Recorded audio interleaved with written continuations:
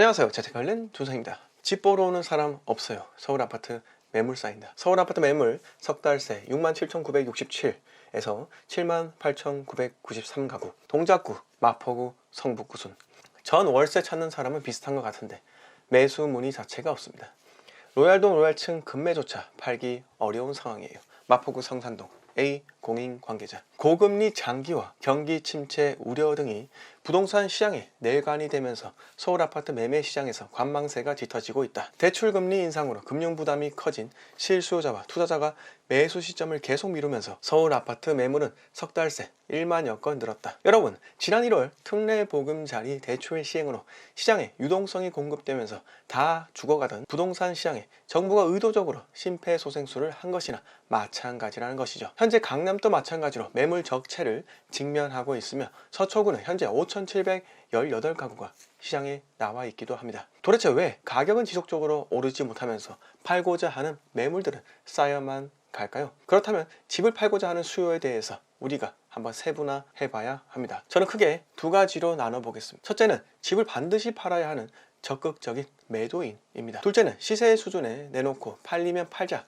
라는 소극적인 매도인입니다. 이렇게 시장은 적극적인 매도인과 소극적인 매도인으로 나뉘어지는데, 부동산 시장에서 적극적인 매도인의 경우 집값 하락으로부터 방어하기 위해서 기존 집을 판 자금을 다른 것에 투입하기 위해서 이런 이유들이 있을 텐데, 이렇게 적극적인 매도인은 본인이 원하는 목적을 이루기 위해 시장에서 가격 조율이라는 것을 택하곤 합니다. 그래서 적극적인 매도인들 덕분에 부동산 시장 상승 정점에서 하락 사이클로 넘어가는 구간에 가격이 아래로 빠지는 이유이기도 합니다. 그런데 소극적인 매도인의 경우 목적 없이 내놓은 사람과 목적이 명확하지만 급하지 않는 사람, 이렇게 두 가지 부류로 나눌 수 있습니다. 목적 없이 내놓은 사람은 시장에서 늘 일정 부분을 차지하며, 목적이 명확하지만 급하지 않은 사람의 경우 시세대로 호가를 내놓기 때문에 팔리지 않지만 매물은 거두지 않곤 합니다. 제가 적극적인 매도인과 소극적인 매도인, 이렇게 두 가지 부류에 대해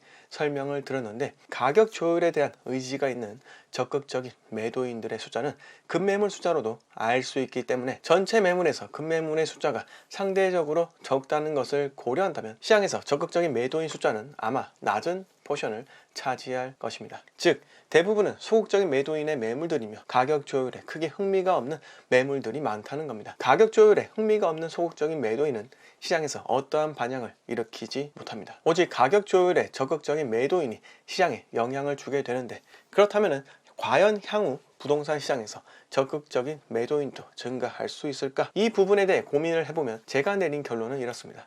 매물의 절대적인 총량이 증가하기 때문에 적극적인 매도인의 총량도 증가한다. 고로 집값의 방향이 하방으로 압력을 받을 것임을 추측할 수 있게 됩니다. 게다가 특례 보금자리 대출도 중단되면서 부동산의 보유 비용, 즉 이자 비용도 증가하기 때문에 적극적인 매수인의 숫자는 감소하게 될 것입니다. 적극적인 매도인의 숫자가 증가, 적극적인 매수인의 숫자는 감소.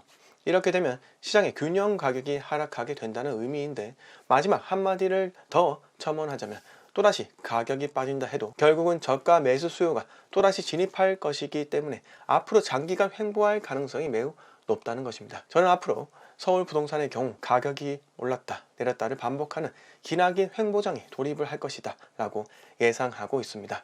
물론 돌팔이가 무슨 시장 진단을 한다고 서울은 그냥 무조건 우상향이다 이렇게 주장하시는 분도 계실 겁니다. 그러나 서울이 상승하기 위해서는 광역시들의 아파트 가격이 서울 하위급지 아파트 가격을 추격하거나 아니면 넘어서야지만 서울 아파트 값이 싸다라는 인식이 대중들 뇌리 속에 박히게 될 것이고, 서울 아파트 값이 상승할 수 있는 에너지로 될 것이라 저는 판단하고 있습니다. 저는 향후 서울 아파트 가격 폭발 조건을 이렇게 묘사하고 싶습니다. 첫째, 광역시 아파트의 고평가. 둘째, 3기 신도시의 물량 소진. 이렇게 크게 두 가지의 조건이 충족이 되어야지만 저는 서울 아파트 가격의 상승이 이루어질 수 있다고 생각합니다. 마지막으로 말씀드리겠습니다.